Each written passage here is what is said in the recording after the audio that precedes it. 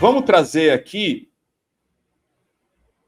ele que está sempre, a gente está falando da candidatura do Flávio Bolsonaro, e tem mais gente da direita que contra a candidatura do Flávio, não só a Janaína, como o nosso pastor favorito, Henrique Vieira, não, o Tony de Paula, o sensato, o Tony de Paula, que está louco para cavar uma vaguinha no ministério do Lula, alguma coisa aí ele tem para estar jogando tanto contra os bolsonaros, né? Ele querendo largar a mão, já largou a mão do bolsonarismo, né?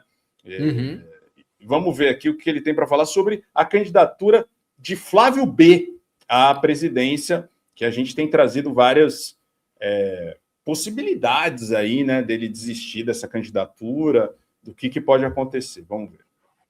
Atenção, senhoras e senhores, o filho não é igual ao pai, e nós não teremos o mesmo discurso. E eu me posiciono nesta tribuna, senhores deputados, inclusive bolsonaristas, em nome da direita brasileira.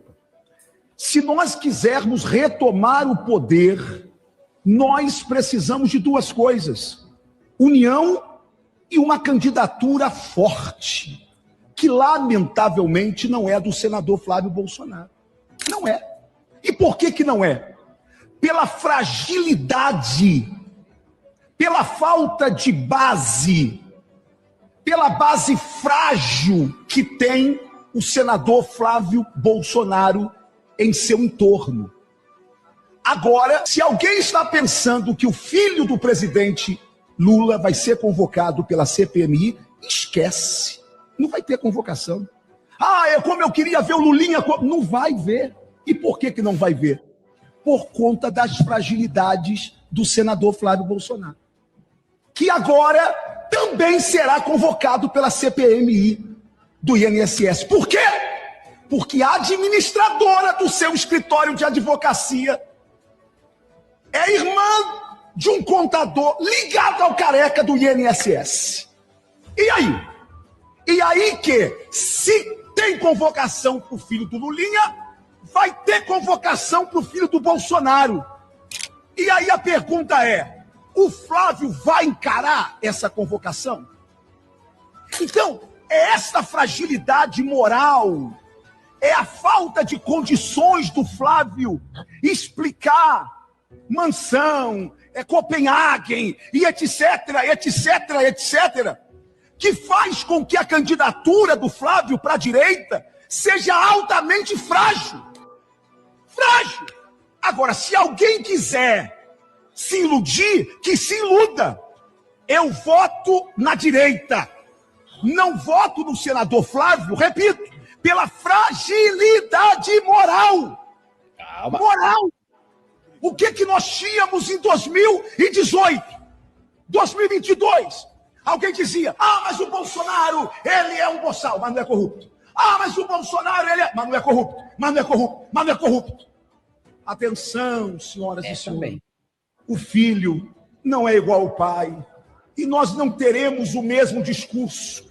Com isto, poderemos ser engolidos pela esquerda por conta da vaidade de uma família.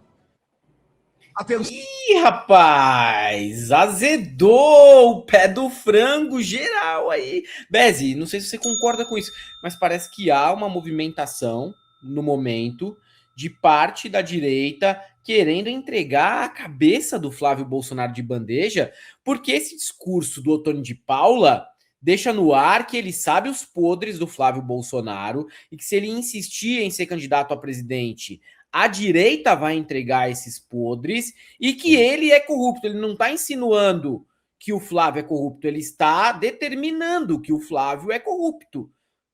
Tá claro, ele faz a distinção. O pai não era corrupto. O filho é. O filho é corrupto. E não vão ir atrás das falcatruas, supostas falcatruas, do Lulinha, no caso do INSS, para que isso não afete o Flávio, que tem uma capivara gigante. É mais sujo que pau de galinheiro. Então tem gente dentro da direita que está disposta a entregar a cabeça do Flávio numa bandeja para ele não ser candidato a presidente. e para que entre no lugar o Tarcísio, o Ratinho Júnior ou qualquer outro nome, não sei quem vem.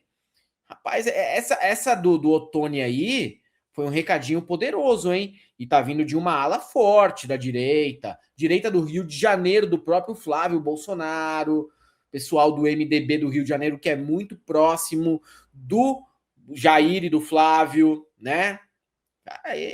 Essa fala do Ottoni foi até mais ameaçadora do que aquela do Eduardo para o Tarcísio, mano. Tá sendo briga de gangue mesmo. Briga de gangue ferrada, assim, pesadíssima. Né? Não sei se você concorda com o que eu falei. Sim, a gente vai mostrar agora, Helder, um vídeo do nosso querido amigo João Paulo Pacífico contando da história da mansão. A gente tem falado da mansão, o Ottoni citou também, né, na mansão, Copenhague, rachadinha e tudo mais. Como é que funciona o esquema do Flávio Bolsonaro, né, e os esquemas dele, né? Eu tô achando que essa candidatura vai cair, viu, Helder? Sei não, cara.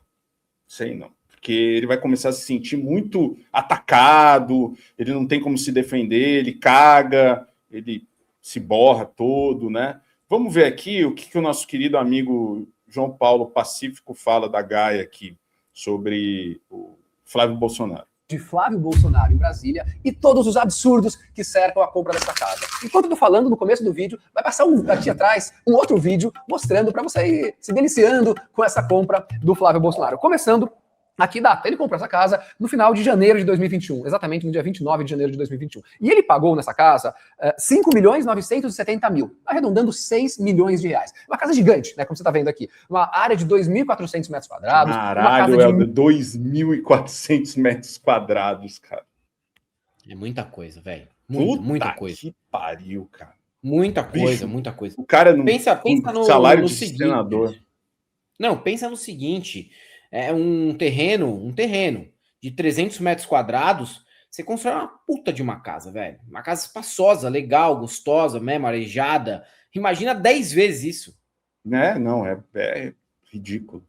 1.100 metros quadrados. Mas vamos entender um pouquinho mais como foi isso aqui. Primeiro, em 2018, né, pouquinho tempo antes, ele declarou na Justiça Eleitoral um patrimônio de 1.700.000. Então ele declarou que ele tinha 1.700.000 e que tinha um apartamento na Barra da Tijuca, uma sala comercial, um veículo de luxo e a participação numa tal franquia de chocolates, que daqui a pouco a gente vai falar. Então com esse patrimônio que ele tinha de 1.700.000, chega lá, alguns aninhos depois, pouco tempo depois, e ele resolve comprar uma casa de praticamente 6 milhões de reais. E como que ele conseguiu comprar essa casa? Ele resolveu fazer de duas formas. Uma parte dinheiro à vista e uma parte financiado. A parte à vista é de 2.870.000. 3 anos antes, ele tinha de patrimônio 1.700.000. Logo depois, ele tinha para dar de entrada dinheiro 2.800.000. Isso já é estranho. Como ele conseguiu tudo isso? Mas ele era senador, né? Se ele era senador, ele tinha um salário líquido de 25 mil reais. Falei, 25 mil reais, líquido para fazer tudo, não faz muito sentido. Pois é. E também ele pegou 3.100.000 de um financiamento no BRB. BRB é o Banco de Brasília, aquele mesmo que está atolado de problemas com o Banco Master. Poxa, então e o banco financiou 3.100.000 o Flávio Bolsonaro? Pois é. A parcela dele, nesse financiamento de 30 anos, era de 20 mil reais. Pois é, 80% do salário dele, né, ele ganhava 25, líquido, 20 mil reais era para pagar a parcela. Sobrava 5 mil reais para fazer o resto. Como que um banco consegue financiar alguém comprometendo 80% da renda formal dessa pessoa? Muito estranho isso, né? Pois é, o BRB fez isso. Normalmente o limite é 30%. Mas aí o senhor Flávio Bolsonaro falou, tem uma franquia de chocolate? Uma franquia de chocolate. Vamos falar também sobre essa franquia de chocolate. Segundo uma reportagem do G1, a loja de chocolate recebeu muitos depósitos e depósitos em valores iguais. Por que será que uma loja de chocolate recebeu 63 depósitos, então não é compra de chocolate, tá? Depósitos, de R$ 1.500 em dinheiro. Exatamente, 63 vezes alguém foi lá, eu quero dar R$ 1.500 para essa loja de chocolate. Outras 63 vezes, coincidentemente, de R$ 2.000. E mais 74 depósitos no valor de R$ 3.000. E o que eles viram é que o dinheiro entrava, era depositado na loja de chocolate e logo depois o senhor Flávio Bolsonaro sacava valores muito parecidos com o dinheiro que entrava lá. Será que estava lavando dinheiro a loja de chocolate? Pois é. Flávio Bolsonaro é um exímio empresário. Então ele financiou aqueles 3 milhões de reais e reportagem de 2024 mostra que ele já tinha quitado tudo. Então ele já quitou. Ele não só deu um bom dinheiro à vista, financiou em 30 anos e logo depois já arranjou dinheiro para quitar esse empréstimo. Mas ele também é um gênio imobiliário. Aqui, olha esses dados que interessante. Ele comprou 2 apartamentos em Copacabana no final de 2012, antes, né? Um deles ele comprou por 140 mil reais e 15 meses depois ele vendeu por 550 mil reais. Olha que valorização incrível, 292% de lucro, né? E na região, fizeram aqui uma pesquisa e a valorização é de 11%, mas o Flávio é muito visionário. Outra unidade que ele comprou por 170 mil, ele vendeu depois por 573 mil reais, tendo um lucro de 237% em um ano, contra uma valorização do mercado de 9%. E o que supõe-se que Flávio Bolsonaro tenha feito? Pois é, ele vai comprar um imóvel, digamos, de 550 mil reais, dá 150 mil por dentro, registrado e tal, e o resto dá por fora. O vendedor, às vezes, pode ficar feliz, né, apesar de ser ilegal. Por quê? Porque ele não vai pagar imposto sobre ganho de capital, mas Flávio Bolsonaro, depois, ele vai lá e vende esse imóvel pelo valor real dele. Então ele compra pelo valor fictício, legalmente, o resto ele dá por fora, e vende pelo valor cheio. Com isso, ele esquentou o dinheiro. Ele vai tributar o ganho de capital, mas ele esquenta dinheiro com isso. É o que dizem por aí, né? Então, por isso que ele tem essas várias transações imobiliárias com um lucro excepcional. E, pois é. Eu falei várias pois é hoje, né? Pois é. É verdade. Mas vamos voltar para a casa de Flávio Bolsonaro. Casa não, desculpa, pela mansão de Flávio Bolsonaro. Ele comprou essa mansão por praticamente 6 milhões de reais, mas dizem que ela valia pelo menos 8 milhões de reais. E por que alguém vai vender uma casa por 2 milhões abaixo do valor de mercado? Vamos entender quem é o vendedor. O vendedor dessa casa é o senhor Juscelino Sarques. Na verdade, é a empresa dele, a RVA Construções e Incorporações. Ele é herdeiro do grupo Sarques, né? E esse Sarques, com essas empresas, tiveram também empréstimo junto ao BNDES no governo Bolsonaro. O próprio BRB que repassou isso, o BRB que vendeu a casa, que financiou a casa.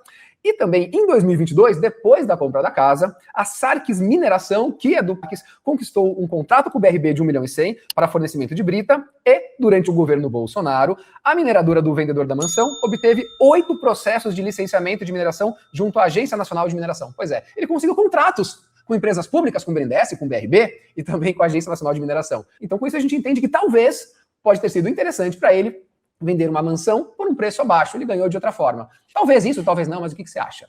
E por fim, vamos falar da rachadinha, né? Porque ele é conhecido como Flávio Rachadinha Bolsonaro. Segundo denúncia do Ministério Público do Rio de Janeiro, Flávio Rachadinha Bolsonaro liderava uma organização criminosa que operava em seu gabinete na Alerj entre 2007 e 2018. O esquema teria movimentado mais de 6 milhões de reais, coincidentemente o valor da casa dele. O que é a rachadinha? Ele paga o salário para os funcionários do seu gabinete e fala assim, ó, cada um de vocês vai ter que devolver uma parte do salário aqui pro titio. E daí as pessoas iam lá e devolviam parte do salário para o Flávio Bolsonaro. O Queiroz, dizem, era um dos operadores desse esquema. E com isso, ele fazia dinheiro frio, que depois ele esquentava através de imóveis, através de loja de chocolate, mas ele não declarava tudo isso, né? Porque, como a gente viu, a declaração dele é bem abaixo do que o real patrimônio de Flávio Bolsonaro. E esse é Flávio Bolsonaro, o pré-candidato à presidência do Brasil, indicado pelo Bolsonaro. Tarcísio falou que vai apoiar, e toda a direita quer apoiar. Mas será que essas coisas vão continuar aparecendo ou vão colocar tudo embaixo do pano agora porque ele vai ser o candidato das elites econômicas? Pois é, tem corrupção aí no meio, ou talvez tenha corrupção aí no meio. E o que você acha disso? Você confia? Acaba se tornando um candidato tóxico. Por quê? Se todo mundo for atrás dos esquemas e do enriquecimento ilícito do Flávio, vai espirrar na cara do Tarcísio, vai espirrar na cara de quem apoiá-lo durante as eleições. Beze, é um absurdo, né? É um escárnio, é um absurdo a pessoa conseguir comprar o imóvel nesses moldes e não ter nenhum receio de que isso possa vazar para a imprensa, porque ele tem certeza que não vai dar nada para ele. Ninguém compra imóvel assim. Chega lá na Caixa Econômica hoje, leva lá o imóvel que você quer comprar, tá? Você vai falar para eles o seguinte, eu quero comprometer 80% da minha renda para comprar esse imóvel. Você vai conseguir? Você não vai conseguir. Você pode comprometer no máximo 30% da sua renda. Você não vai conseguir com os juros que o Flávio conseguiu. Você tem que dar no mínimo uma entrada de 20%, né? Mudou a regra novamente. Chegou a ser no mínimo 50% há uns 2 anos atrás, mas já mudou do ano passado para cá. Tem que dar 20%. Melhorou aí para quem não tem grana guardada, mas aumenta também o prazo de financiamento. Não existe isso. Não existe a tua renda e de um ano para o outro, com salário de 25 mil, 30 pau que ele tem ali como senador, de 1,5 milhão a não sei quantos milhões, do nada, assim. Não tem, porque você não vai guardar. Você não guarda, você está acostumado ali a ter um estilo de vida em Brasília, tem filho, tem mulher, a filha dele não vai estudar em qualquer escola, é cara a mensalidade, o lugar que ele mora também tem um custo fixo caro, né? É um cara que ostenta, sempre ostentou. Tudo muito obscuro nessa história do Flávio, velho. Ele tava vivendo com 5 conto por mês. Sim. Ele tava vivendo com 5 conto, Beze. Tava comprando naquelas vendinhas que comercializa produto perto de tá vencido, manja? Tem as vendias que você vai lá e os produtos estão perto de estar vencido, você compra mais barato. Tava comprando ali. Vivia desse jeito, mano. Vivia desse jeito aí, pedindo empréstimo pro Eduardo e pro Carluxo. Pô, quem acreditar que o enriquecimento do Flávio é lícito, sério, mano, sério, assim, você tem que desistir de se colocar como cidadão dentro da sociedade, porque você é um idiota, você é um asno.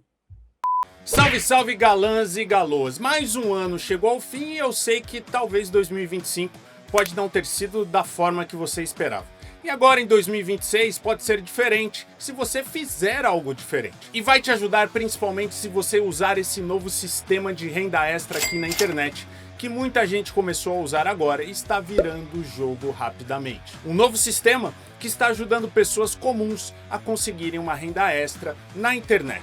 É algo tão simples quanto usar o WhatsApp. Qualquer pessoa consegue. Este print aqui do lado é do Guilherme, que topou experimentar. Nos primeiros 7 dias, depois de ativar o sistema automático, o Guilherme conseguiu fazer R$ 1.818, o que dá para salvar no final do mês. O Gustavo fez mais de R$ 5.000 dentro de um mês. Olha, eu sei que você já deve ter escutado um monte dessas promessas malucas por aí na internet. Mas aqui não. Você vai conquistar sua renda de verdade através da internet, apenas ativando esse sistema que eu vou te mostrar lá no WhatsApp agora. Você viu que não é para te deixar milionário. É para te dar uma força com as contas básicas do mês e sobrar um trocado interessante. E pode ficar bem tranquilo, porque você não vai jogar tigrinho, não vai ser enganado, nem enganar ninguém para ganhar esse dinheiro. Só que, para entender como funciona direito tudo isso, você precisa assistir às 3 aulas gratuitas. Se você acredita que essa oportunidade pode te ajudar a ter uma renda extra nas suas horas livres e que faça a diferença, clica no link que está na descrição desse vídeo e fala comigo no WhatsApp. Lá eu vou te mandar as 3 aulas e você pode decidir depois se segue usando o sistema ou não. É de graça e já te mostra uma forma real de renda extra.